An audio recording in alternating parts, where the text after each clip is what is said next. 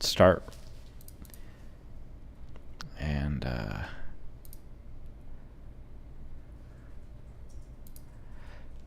okay, just making sure that the recording is going. I don't really know how to even check, so bear with me. Hopefully we can cut this out. Oh, we're going live. Okay. I can hear us. Can you give me a quick mic check? Okay. Just Hello. The recording is going. I don't really know how to even check, so bear with me. Hopefully we can cut this out. Oh, we're going live. Okay. I can hear us. Can you give me a quick mic check? Okay. Just Hello. The recording is going. I don't really know how to even check, so bear with me. Hopefully we can cut this out. Oh, we're going live. Okay. Okay. That's it. Welcome, Dubs developers, to this presentation with Nick. He's over to my right on his computer, and we're going to be talking about what it's going to look like to go from Phoenix to deployed, and what we're calling the light switch approach. And let's get into it. Nick and myself are forming kind of a splinter team called the integration team. And this is our status update for this September 18th morning. The reason why we're here today is to create the ability to battle test some of our Eden and some of our Greenfield efforts in a production instance. So Nick and myself will be taking this project and spearheading it so that we can assume the responsibility for this integration while maintaining the sort of the Greenfield and the low pressure of the Phoenix repos to continue iterating quickly. And our biggest outlined risk as we have it so far is if we do not do this step correctly, it could mean downtime for our users even before we're ready to really push out these features. So to give a little highlight and high-level idea as to our approach, we have three options: the light switch approach, the incremental approach, and the hybrid approach. So the idea behind the light switch is we finish the Phoenix front end and the back end, and once it's all done, we just give it to the users and we just turn on that light switch. The incremental approach is we build out little pieces of it, we push it to the user, and we keep pushing until eventually all of the old stuff has been removed and replaced. And then the third and final solution that we've come up with is a hybrid of these two approaches, where we do some incremental work that leads to a sort of bigger version of the incremental work, and then eventually a light switch does turn on and the whole app gets replaced. So without further ado, we have our first solution as the multi-page application.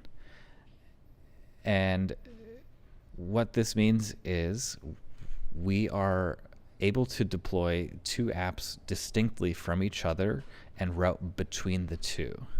So some of the pros around this, it means it gives us complete isolation between the new and the old applications. Because it's an Nginx config on a per view basis, we can simply turn off that config at the Nginx level and have an easy rollback to the way it was. And then the dependencies, as we've deployed them, are much isolated and easier to work with. The cons, meaning are the tricky part of the URL navigation is having the browser know which app it's supposed to be in at a given time.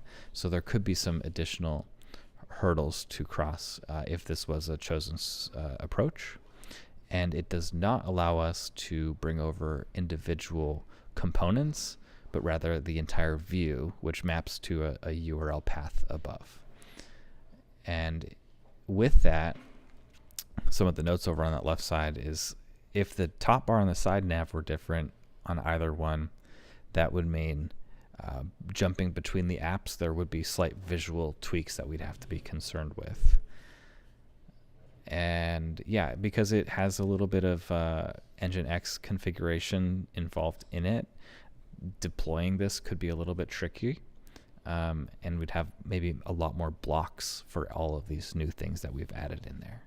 So we have a quick demonstration that Nick has pre-recorded just to give a little outline as to what this would look like.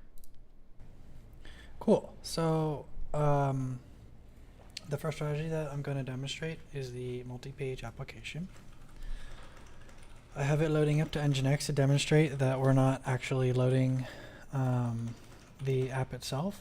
I have both of them running locally, and so what I want to show is that we can access both of them via the same base URL. So this would be the Phoenix application, and then this would be production. So this is obviously not the best version of production, but this is what our backend serves through Express.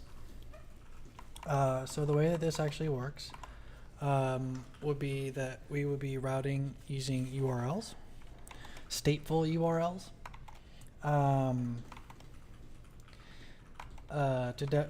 to show, there we go.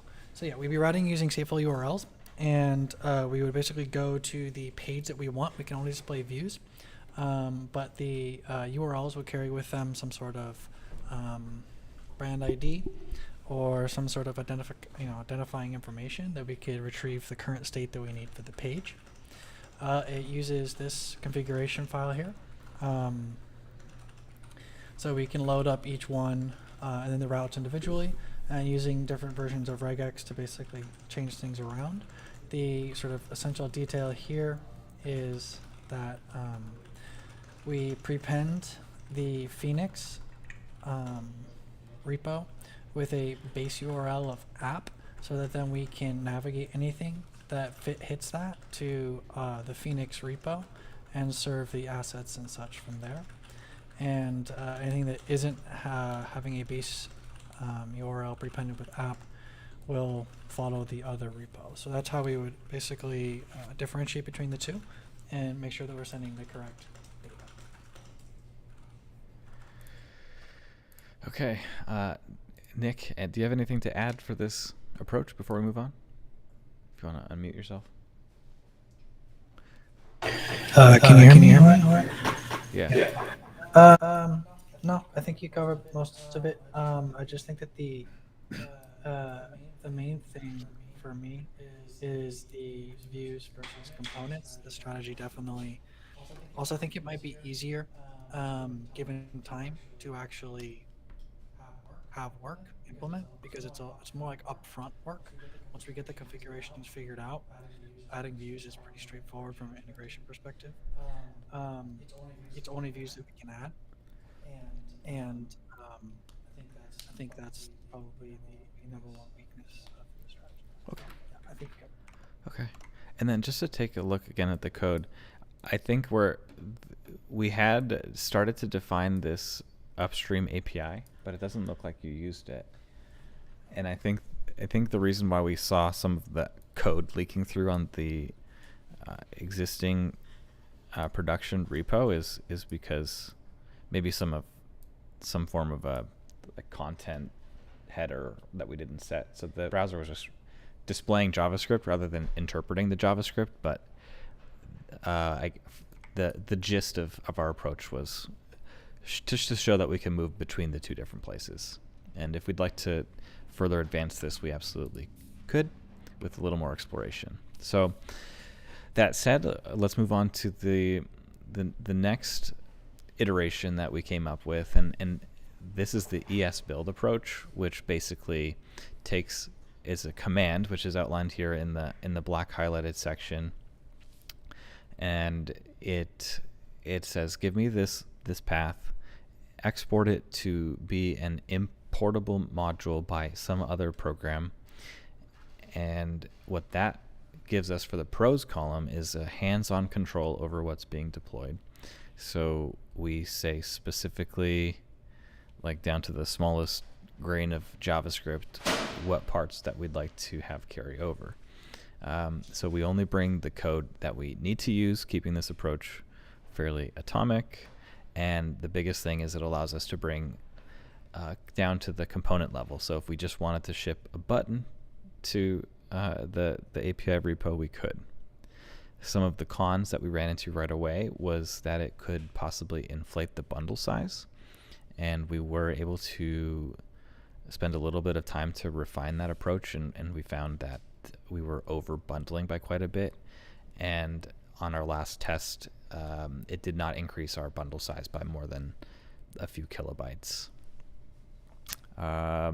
There are concerns and things to be aware of when it comes to managing the brand state, particularly with like the TAN stack and querying and all of these things. But we do feel that we have the ability to circumvent those as challenges by making sure that in the order that we bring these things into the new repo is done in a logical way. After we install this into the production repo, we lose a lot of visibility into what's happening under the hood. So there may be some hiccups or headaches getting these things installed correctly, but once they are installed correctly, the user should see exactly what we're seeing as well. And so I think Nick has a little demonstration as to how this exports and how it gets imported and how things end up looking. So over to you, Nick. All right, cool. Can you hear me all right? Yeah. Perfect. Okay, so this is production, right? And so what I want to show here is test table. Perfect. Those of you who don't know, this is a table that Joe made in Phoenix, and I just routed it. Made its own route because we want to like embed it somewhere. But this is replicable in a variety of different places. So this demonstrates a single component, which is the table. We can actually see the component if we want it. Source components, table. So this component right here is the component that we just saw. So 100 lines, something like that. So that's the table from the Phoenix repo? Yes, this is sorry, I should have said that. This is Phoenix. So let's go ahead and do that. So we're in the Phoenix repo here. So you can see it comes directly from there, and then we can actually show you to have it pulled up. This is production. So this is production right here. And so yeah, it gets pulled in right here. So this is the example of the build file. Let's just go back to the top. So it's a little bit unwieldy to see this. The errors do come out as error in the component. You can kind of tell from looking at it what that actually means. We would do stuff like this. So we just import the table itself from that file, which is right here. And so we just import that build file, and then this code right here is actually taken directly from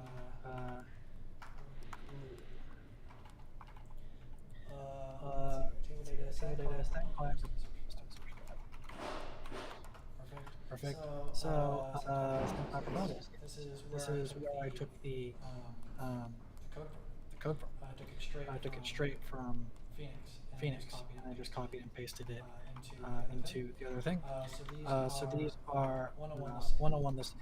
As you can see, task true, task true. Good.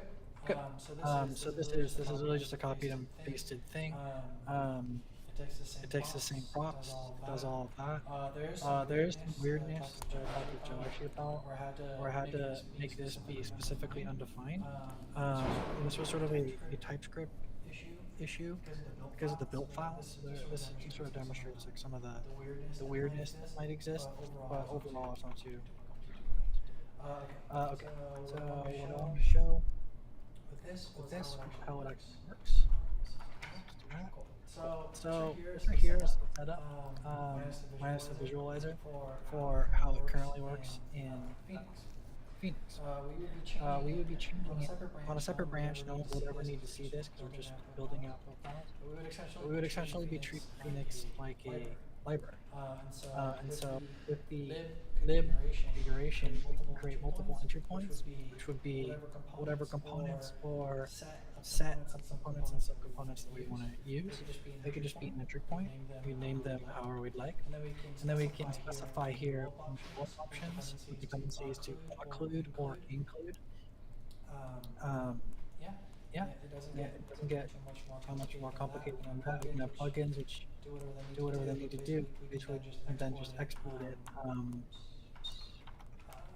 So we have command here, result table is actual command that generates it. And yeah. So is that the ES build one, or is this the roll up config? So even though we're doing the ES build, it still says roll up? Yeah. So the ES build includes roll up in it as a basically sub option that you can have, which I opted to. Okay. So does that render our next slide like extra information? Because we're kind of using both. Okay. That's why I kind of said I view them as. I understand now. Okay. Let me stop presenting.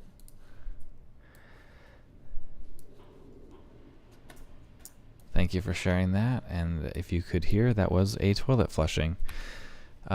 So yeah, I think we had this slide up there originally, but I think between ES build and rollup there and Vite, a lot of them had so much crossover that we kind of ended up at a hybrid state where we're using rollup and ES build in conjunction with itself. So there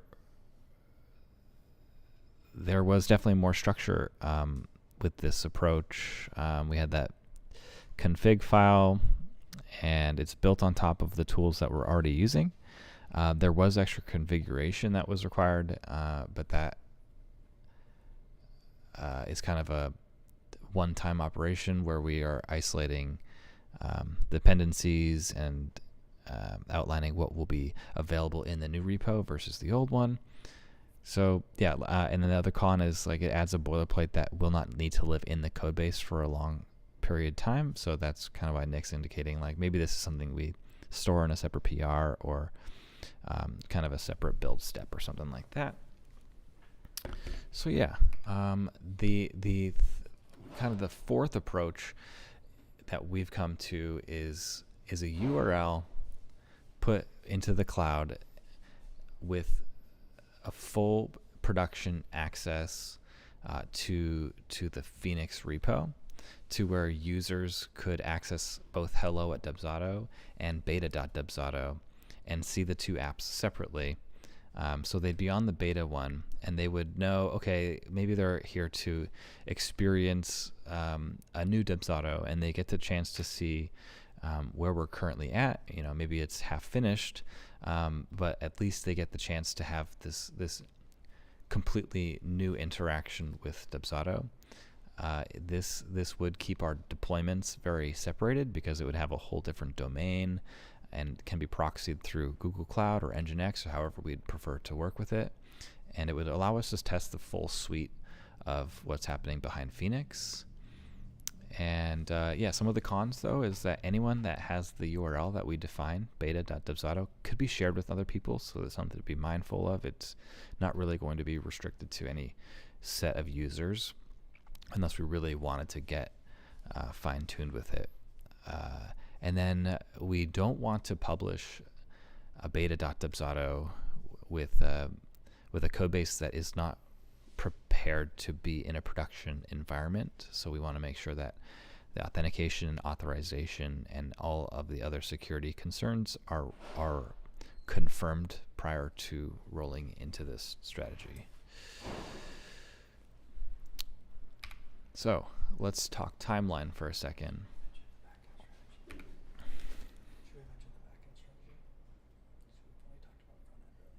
No. He was wondering if we should talk about the back end, and I think we can save that for another day. This is primarily, it kind of lumps some of the back end stuff into it. Like, we're eventually going to have to push back end routes into the cloud. But ideally, those can happen more asynchronously because they'll just be kind of like floating endpoints rather than trying to make things work as they currently are. So our current high-level task for the month of September is to cooperate across the Eden teams with back-end and front-end and get the tasks built and incrementally put into the production repo so that we can get hands-on experience with this implementation process while confirming that our efforts have been successful on all fronts. October kind of just depends on how this first phase goes, and we're going to play that by ear.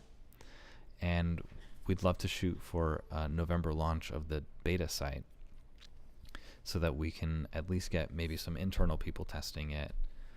And again, a lot of these timelines are just loosely in place so that at all of these milestones we can check back and align ourselves with the plan so that we can proceed confidently. By December, we'll continue to push at the beta.dubsado.com.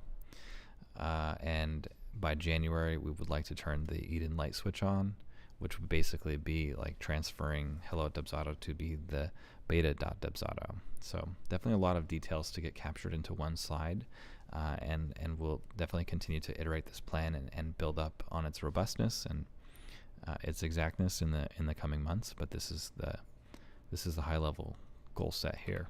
So if our approach affects you, then I feel like Nick and I have done our job incorrectly. Our intention is to make sure that we have complete isolation between the teams, so that we can take the burden of getting these things incrementally deployed off of anyone's responsibility checklist, so we can continue to build that momentum in the greenfield space. And then the second question that kind of just came up with is, like, a lot of these approaches kind of end up at the same place by the end. I think they just kind of look a little bit different along the way. For example, like, we could incrementally deploy everything until eventually everything has been incrementally overwritten, or we can just build everything and then turn the light switch on, or we get the beta in place, and maybe that beta means we don't need to incrementally bring things forward. So there's definitely a lot of similarity between the options, and that's the goal of today, is to just provide as much context as possible into what options that we've explored so that we can all come to a nice agreement as to what the best plan and timeline forward will be. So I think that's it. I think we've gone over all of our approaches, and if you have any questions at all, feel free to hit up the Eden Backend channel, or probably Eden Backend, and just tag me or Nick, and we can help you out. All right. Thanks, Nick. Thanks, everybody at home.